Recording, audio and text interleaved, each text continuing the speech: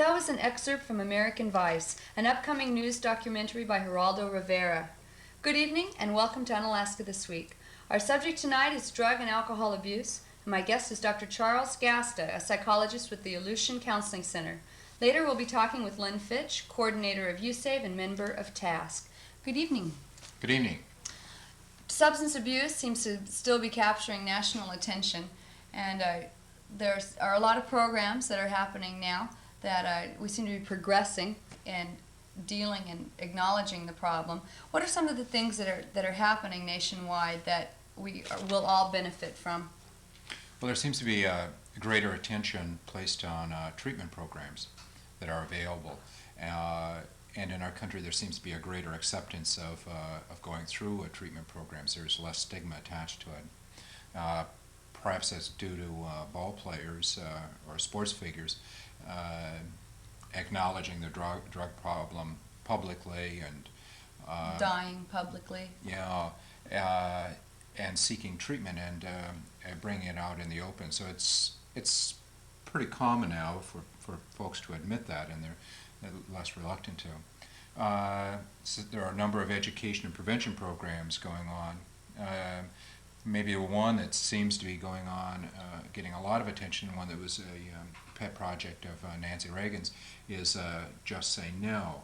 And locally, in our region, where the counseling center is putting on a Just Say No program for this community and 10 other communities here in the region, focuses on teaching children some refusal skills of saying no to drugs and alcohol abuse. Do you think that Nancy Reagan's involvement in the acknowledging the drug problem and her zealous approach to the schools and turning in your parents and stuff, do you think that that's had a real remarkable effect on the programs in the United States? Do you think that helped get the ball rolling? Oh, I think it contributed to it. And some of the things that she's done maybe some people may raise question with.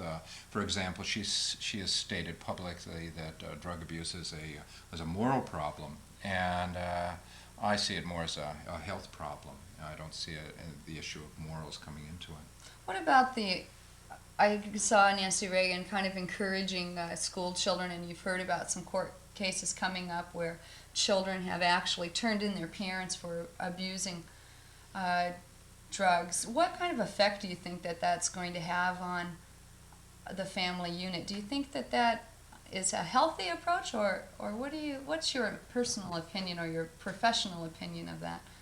Well, I think it's unfortunate any time that children have to live in an environment, a family environment, where they're not receiving attention, care, meeting their emotional needs. And wouldn't be recommending that as a treatment approach or an intervention approach for children to turn in their parents. But if some choose to do that, that's and especially if the parents follow through and get some sort of treatment, I think the end result is beneficial. We have a tape segment of Geraldo Rivera commenting on his American Vice documentary. Let's take a look at that. Good. I don't agree with drug testing everyone. I think that is, it's too far-reaching, although I think that private employers have the right to test their employees, and I think that has been upheld in most courts, and that is the way. But you said earlier it's got to come to that. I think it will come to Why? that. I will come. Well, let me just. We've only got 2 minutes. Okay. I think that anyone who works in a sensitive area should be tested. Mandatory. Every cop, every pilot, every newsman who Without covers suspicion. the narcotics without suspicion. I think that the job is so sensitive that they have to be tested. I think that to say that a narcotics officer has a constitutional right of privacy when there's so much dope corruption money around, when there's so much temptation to get involved in the seedy side of life, to say that his constitutional right of privacy protects him against the need to take a dope test is to me the height of hypocrisy. What I want to do with this show is break the logjam of hypocrisy. Too long in this country, you've had two things going on. You've had the laws against drugs, and you've had people who snort cocaine at a party, it's okay. Smoke dope every other day, it's okay. They're not criminals, so they're not lawbreakers. And they complain against the drug influence and complain about how serious it is, et cetera, et cetera. I think that you've got, if a person is against, if a person wants to smoke a joint or wants to snort cocaine, then let them lobby to legalize it. But to say they have a constitutional right not to be tested is exactly the same, in my opinion, as the drunk driver who says he has a constitutional right against breathalyzer tests. You did not think that before this show? Did doing the show change you? Doing the show changed me, and I'll tell you why. It was the supply side, the fact that you will never be able to stop it coming into the country. It will always exist, and it causes so much harm. Not, all right, a person can smoke a joint, that's one thing. But people who are involved in these more serious drugs, I think it's really causing devastating problems, not only for themselves, their families, and society. Okay, that's pretty interesting. What do you think about Geraldo Rivera's comments on drug testing? Well, drug abuse in our country is a complicated problem, and putting some controls on it is there's not going to be any simple solution to it. There are a lot of drugs that are coming into the country, and I think practically speaking, we have to continue to have some controls on drugs being brought into the country. Regarding drug testing, it's not completely refined yet. I doubt if it ever will be. There's probably in almost all kinds of tests. There's at best maybe a 4 to 5% false positive. That means that people will be identified positively that, and actually they are not dirty. So a lot of victims there could be a lot of victims in the drug testing. And that would be really unfortunate. Another complicating factor is that our country isn't set up to do that kind of testing. Labs throughout the country are busy now and just doing routine exams. I doubt if they would be able to handle that in addition. There are some legal problems involved in it. Would we be able, certainly our Constitution would prevent people from being picked up off the street and being tested. Well, one thing that, I mean, it certainly is a controversial subject, and there are a lot of different views. One thing that I find interesting is that for years and years, alcohol has caused poor productivity, it's caused theft on the job, it's caused human error, causing loss of life, loss of personal property. For years it's happened. Suddenly there's a real awareness of substance abuse, and everybody wants to test for marijuana, cocaine, barbiturates, amphetamines. Why do you feel that for all the years that the Three Martini Lunch was just was a byproduct of successful executive, why wasn't there an awareness then? Why wasn't there alcohol testing and alcohol abuse programs? I don't understand. Alcohol abuse or alcohol use at that time was tolerated in our country, and to such extremes that in some cases it was used as a defense in court. If somebody explained that they had the accident because they were drunk, the judge would be a little bit more lenient than if he had that same kind of an accident while he was sober, which is completely silly. Fortunately, we've changed those attitudes. And regarding the Three Martini Lunch too, is another one that in our country was another indication of the tolerance that we had for drug abuse. I believe our country seems to be a little bit more health conscious now, fortunately.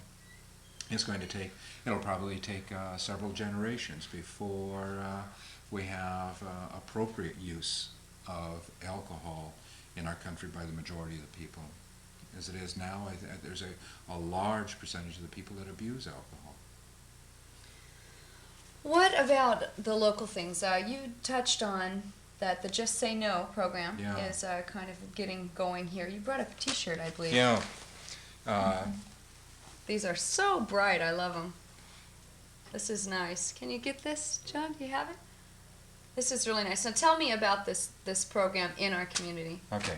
The Aleutian Counseling Center is putting this on. Every year we have some education or prevention program aimed specifically at youth. Last year we had brought out Michael Jackson, the Seattle Seahawks, and we've done the Natural Helpers training, which trains children to give them some basic counseling skills. And also this year we're doing the Just Say No program in this community and throughout the Aleutian region. We received a few weeks ago 600 t-shirts like this one. The training has been completed in St. Paul, False Pass, Cold Bay, and we'll be doing it here on Alaska in the next few weeks. And it consists of teaching school-age children some basic refusal skills.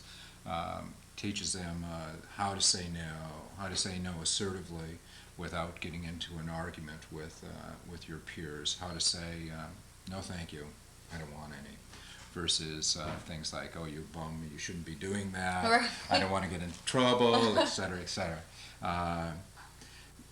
Yeah, we also talk about some of the gives you some factual information about alcohol and other drugs and the consequences of using them. Emphasis on and also emphasize that everyone has a choice about what they're going to do with alcohol and drug abuse. Basically, concerning alcohol, everyone has three choices. The first is that they're not going to use it at all. The second is that they're going to use it in moderation or inappropriately. And the third is that they're going to abuse it. And that it's not by accident that people end up in one of those three categories. It's a choice. Whether or not people want to acknowledge that it's a choice, it's still a choice. And assuming that most people may want to be in the two former categories of no use or inappropriate use, that's why we're focusing on teaching youth, is so that when they become adults, how can they live a lifestyle that's going to be either appropriate use of alcohol, and meaning not abusing it, or choosing not to use it. What about in the home? You know, a lot of these skills and confidence of the children to be able to say no and make responsible choices for their lifestyle, a lot of that comes from the home. Mm-hmm. Are there any programs that help the parents, that show the parents how to instill in your child a sense of confidence and a knowledge of making responsible choices? Has this community approached that yet? Is that part of the Just Say No program? What? I think what you're talking about is parent training. Yes. Yeah. It's been a while since we've had any parent training programs on here. And presently we don't have one planned, but that does sound like a good idea. Well, it's just, you know, that Maybe it's something when we they could do were on TV. when they were children, you know, it wasn't something that their parents taught them necessarily. Mm-hmm. Attitudes have changed, problems have changed. You know, being when you have a baby doesn't come with an instruction manual. So I was, you know, it seems like that it would be a helpful thing to go hand in hand with the Just Say No program. Okay, is there anything else that you would like to bring up about the Aleutian Counseling Center's role, or any opinions that you have in the progression that we've made with the drug awareness and programs in this community? Well, In review. It's a wide, Yeah, wide well. range. The Aleutian Counseling Center, maybe I could take this time just a little bit about what it is. It's a community mental health program for this community and throughout the region. We provide mental health services where people can come to this center and use it. We meet with youth, adults, families, and couples. Our fees are on a sliding fee scale. That means that it's adjusted to family income and family size, so that the fee is always, it should not be any handicap or hindrance to attending. Great.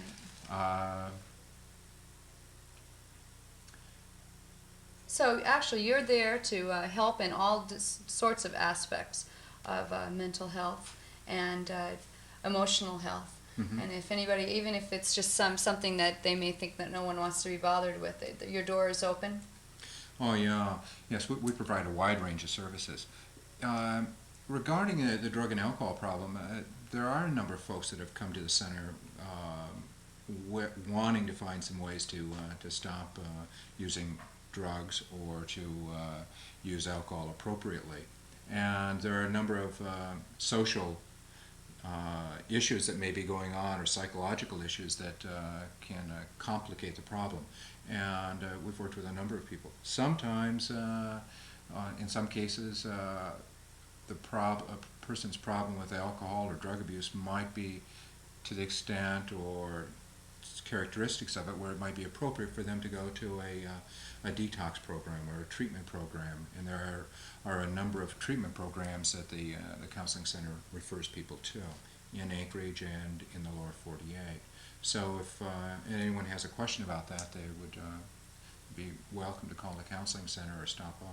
Thank you very much. Sure. Thanks for joining us. Thanks for spending your time.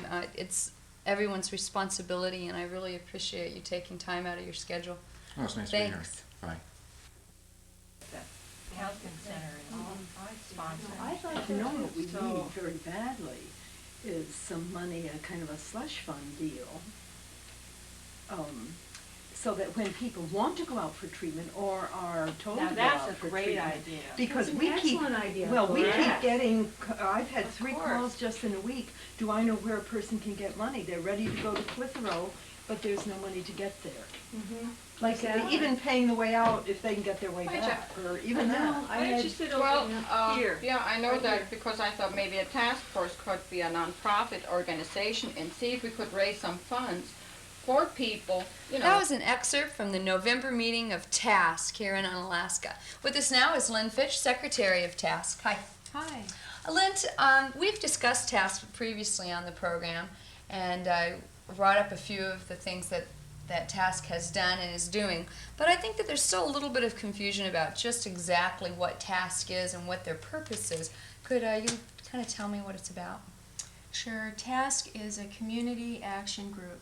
I believe that we work like a sounding board or a forum. If there are concerns, problems, issues in the community, they can come to TASC, and with the involvement of individuals, perhaps we can find solutions. Okay.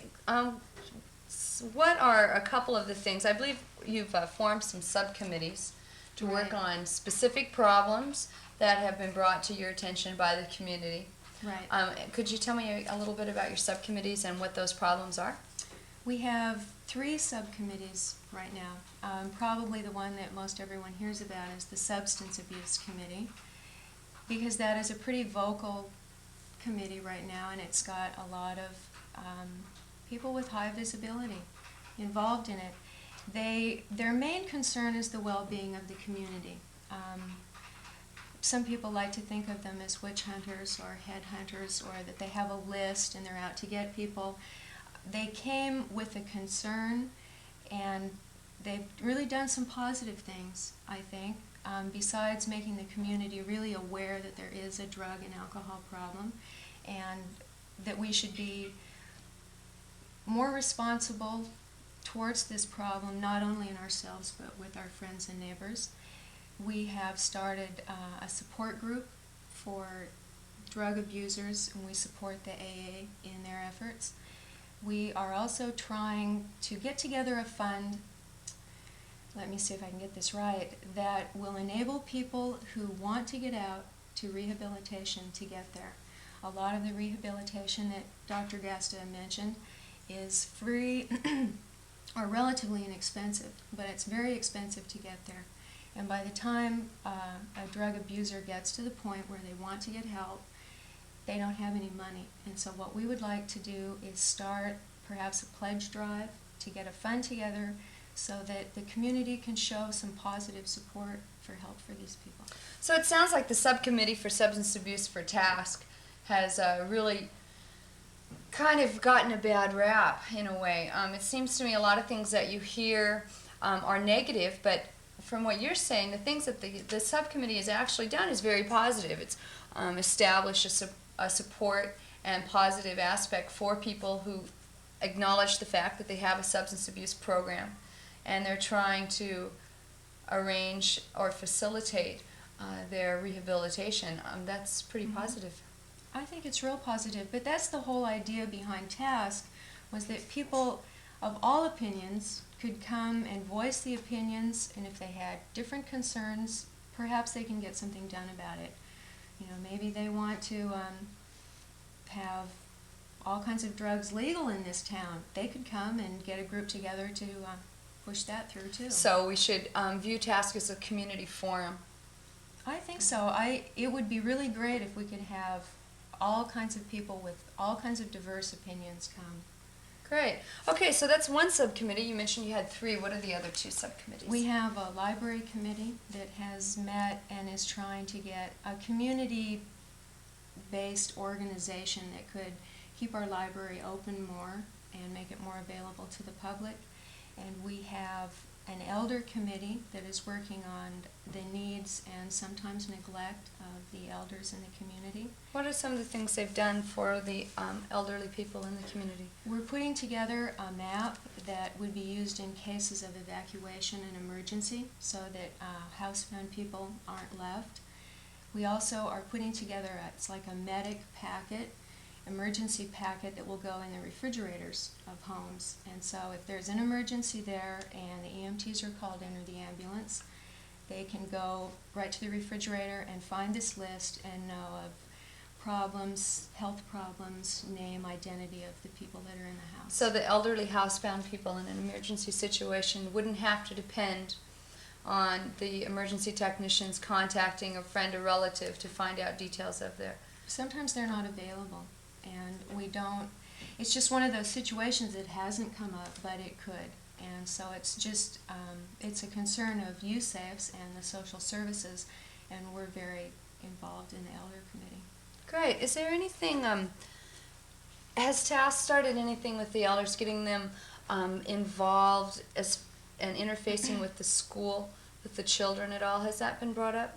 We are working on an idea of an elder tea that would happen. We're going to try it monthly to begin with, and we would like to do it in the school library and have a time where the elders, if they would like to come and just meet socially, and then also invite the children and perhaps get some of the sharing of experiences. An Just elder so that tea, that's like not lost. just a meeting with Mhm. coffee and tea, I see. Informal, but somewhat social. Kind of a social thing. So we It's- could have some sharing. I think, if we let what a lot of the older people in town go without sharing it with the young ones, we're going to be missing a lot. There's a lot of culture there. Mm-hmm. And a lot. this community especially has gone through a lot of transition and a lot of change. And I think that one of the things we're experiencing now, that it's taken a subject, unfortunately, like substance abuse, to bring it into focus is growing pains and transitions. It's kind of been a boom and bust community, and it seems to be really struggling to gain an economy and to be a very stable community. And I think that subjects like home violence, substance abuse, and all the social ills that go with growing up are just coming to our attention now, and we just have to work through them. What are some of the things that TASC is hoping to do in the future? I mean, do you have... you're relatively... Master plan. Yeah, well, you're relatively young. I mean, you were just formed in July of this year? Is that when TASC At was the end formed? of June, we had USAFE sponsored an interagency meeting workshop, and we had a facilitator come and help us learn how to work together and what prioritize mainly our concerns for our community. And out of that formed TASC, which stands for nothing at all. And we figured that our first, we thought that maybe we could find words that would stand for TASC, but we never did. We just call ourselves TASC. And our first thing that we did was we went out and cleaned the ball field for the 4th of July celebration because it was in need of help. And we did that. We had a whole group of volunteers out there picking up glass and making it real nice.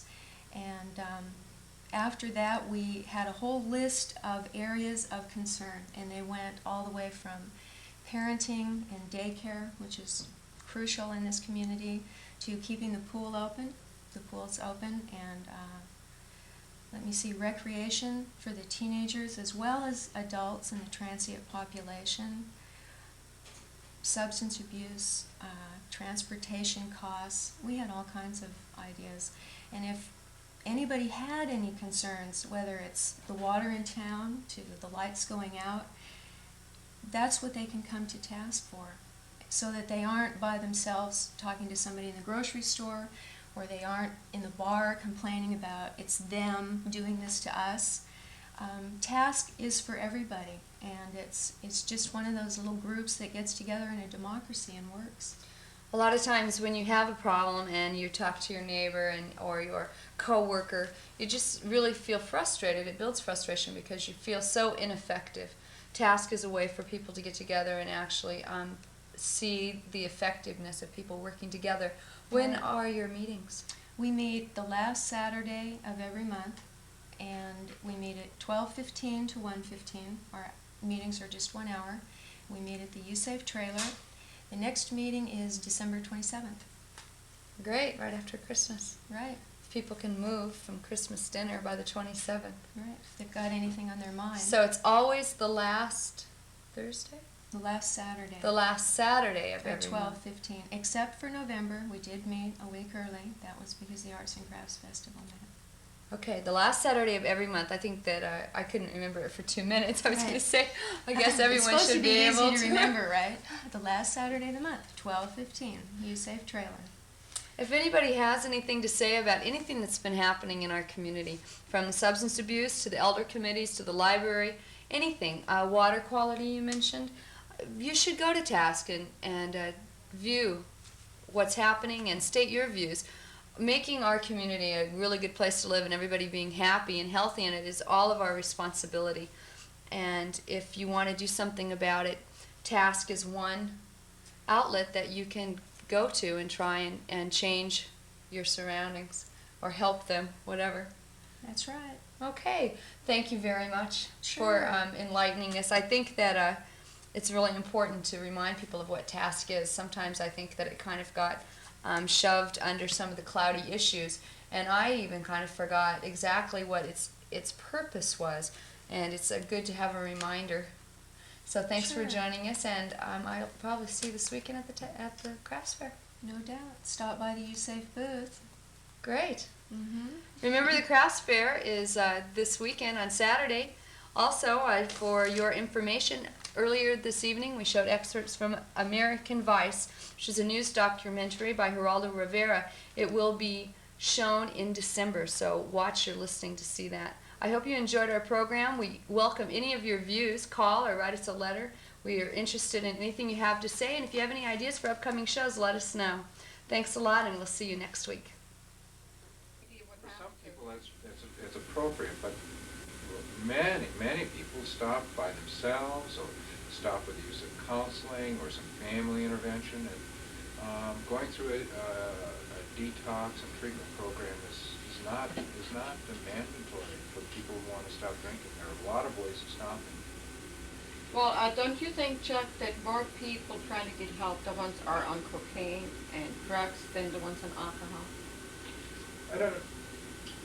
People who are Because most people of them who are are on both anyway, right? people who are on cocaine, it's only when the consequences get so bad that they want to get off, that they'll want to get off them. A lot of people who are using cocaine don't see it as a problem. They feel good by it. They feel like they've got a lot of energy, so they don't see that they have a problem. If they've used it for over a long period of time, that's when they start feeling like they're having some problems, or if they're having some problems with the law, that's when they'll want to Yeah. stop. Well, I had a call from Carla at the Horizon Center again. She called me twice last week, and she asked if there's any way, he would like to come out to this town to give a work session and stuff. So I told her I would have to, talk to the task force, because it means he would pay a way out and we would have to pay the way back. And I told, We'd share the cost. you mean? we share the cost halfway. What would their, who would want to take it? What kind of a workshop would it be? Who would be the ones that attend it? What kind of people? Well, it would be an open workshop for everybody in town. Informational? you know, what can you do and everything. You want to come up with 2 people, Carla and one of the, So it'd be Directors informational, there. like for everybody. to tell them what they do? Tell them what they do there? in the Horizon Center, you know, it's a treatment center. Uh-huh. Talk And about how, how to prevent, you know, how, mostly like Chuck, how to prevent alcohol and drug abuse. Mm-hmm. And then see what we really need here in this town, you know. If you should concentrate more on the drugs or more on the alcohol or on both and put them together. So she said she would like to come out here, but they don't. See, I'm trying to follow this all the way through, what we should do in this town. I Have think a- we're doing a pretty good job ourselves of figuring out what our problems are and where to go with them. Yeah, don't but you? we're not the one can solve all those problems. We're just individual people. Those are professional. Like Chuck, he's a professional. Uh-huh. We couldn't do it ourselves because, you know, we Right. need a professional sometime there to tell us. But Chuck is telling us right now that sometimes we can underestimate ourselves as citizens and as a community, and I see that myself in my work. We do have resources just because we're concerned people. And Uh-huh. families with some help can help. Like you're saying, through intervention and counseling.